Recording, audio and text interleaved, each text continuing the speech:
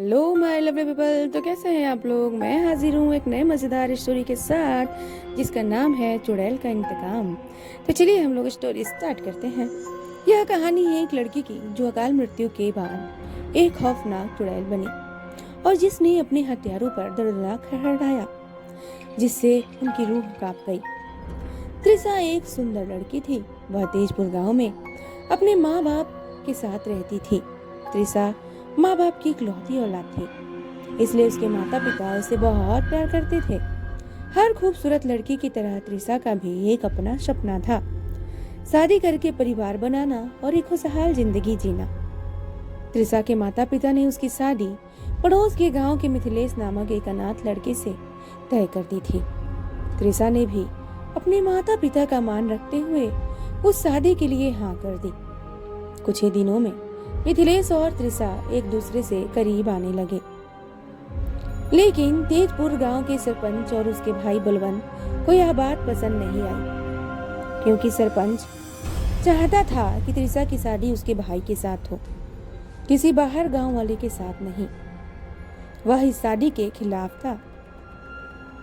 सरपंच ने बहुत बार त्रिसा के पिता से भी बात की थी, पर वह इस बात से बिल्कुल भी राजी नहीं थे, क्योंकि उन्हें अपनी बेटी की खुशी ज्यादा प्यारी थी।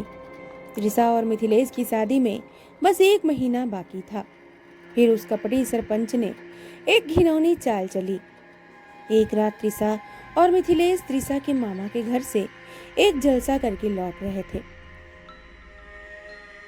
सरपंच उन पर बहुत दिनों से नजर रखे हुए था। वह बस मौके की तलाश में था और वह उसे उस रात मिल गया। घर आने के लिए त्रिसा और मिथिलेश ने जंगल वाला छोटा रास्ता लिया था। वहां सरपंच बलवंत और मुस्का मुनीम बिरजू तीनों जंगल की घनी झाड़ियों में किसी भेड़िए की तरह घात लगाकर बैठे थे। जब वह प्रेमी जोड़ा हाथों में हाथ लेकर एक दूसरे में गुम होकर पूरी दुनिया को भुलाकर जंगल के बीचों बीच पहुंचे, तब सरपंच और उसके भाई ने पीछे से आकर बड़े पत्थरों से दोनों के सिर पर इतनी बार बार किया कि वह दोनों बिना चीखे ही बेहोश हो गए। बिरजू ने मिथिलेश को ठिकाने लगा दिया और तब तक सरपंच और बलवंत ने त्रिसा के साथ वह कर दिया जिस अपराध से पूरे समाज को नफरत है। अपने नापाक इरादों को अंजाम देने के बाद उन्होंने त्रिसा का गला घोंटकर उसे कुएं में फेंक दिया। अगले दिन त्रिसा के माँ बाबा और गांव वाले मिथिलेश और त्रिसा को ढूंढने लगे तो उन्हें दोनों की लाशें मिली। पूरे गांव में शोक की लहर दौड़ पड़ी। त्रिसा के माँ बाप भी बेटी के जाने के बाद कुछ दिनों में गांव छोड़कर चले गए। पर त्रिसा, कहते हैं ना, एक लड़की की पवित्र रूह का चुड़ैल बनने का कारण उसकी अधूरी इच्छा होती है, इसलिए त्रिसा को अभी तक मुक्ति नहीं मिली थी। नियति से कहो या बुरी किस्मत से, एक शाम सरपंच बलवंत और बिरजू तीनों शहर के किसी शराब खाने से लौट रहे थे और उन्होंने भी जंगल का वही छोटा रास्ता चुना। उस वक्त बलवंत नशे में नहीं था, इसलिए वह जीप चला रहा था और वह ठीक उसी जगह जंगल के बीचों बीच धक्के खाकर खराब हो गई जहां उन्होंने त्रिसा और मिथिलेश को मारा था। दिन ढलने में कुछ ही समय बाकी था। बलवंत ने जीप से उतरकर गाड़ी का बोनट खोल के चेक किया।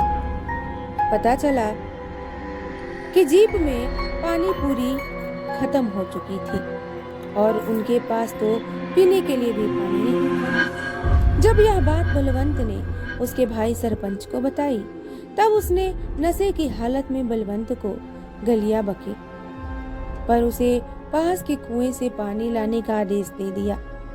जीप के पीछे की सीट पर बिरजू भी नशे की हालत में सोया था। अब अकेले ही उसे जंगल के कुएं पर जाना था। बलवंत मरता क्या न करता। उसने गाड़ी में से पानी की बड़ी सी खाली बोतलें निकाली और अकेले ही कुएं की तरफ चल दिया। जब वह कुएं के नजदीक पहुंचा, तब उसे वह सब याद आने लगा, कैसे उन्होंने त्रिसा की हत्या की थी और उसी कुएं में उसकी लाश फेंकी थी। बलवंत ने खुद को होश में लाया और कुएं के पास पानी निकालने की रस्सी ढूंढने लगा, पर उसे वह नहीं मिली। अब बलवंत पर कुएं में उतरने की नौबत आ गई थी, इसलिए वह मन ही मन डर भी रहा था, क्योंकि सूरज पूरी तरह ढलने में बस कुछ ही पल बाकी थे। इसलिए बलवंत भागते भागते जीप के पास गया और जीप में से लालटेन और एक छोटी टॉर्च ले ली। बलवंत को बिरजू कुछ कुछ होश में आते दिख रहा था, इसलिए उसने उसे भी अपने साथ ले लिया। फिर दोनों मिलकर कुएं के पास आ गए। तब तक सूरज पूरी तरह ढल चुका था और अंधेरे ने मौत की चादर से जंगल को ढक लिया था। बलवंत ने बिरजी को लालटेन जलाकर दी और कुएं के पास खड़ा किया। कुएं को देखकर बिरजू भी डर गया था।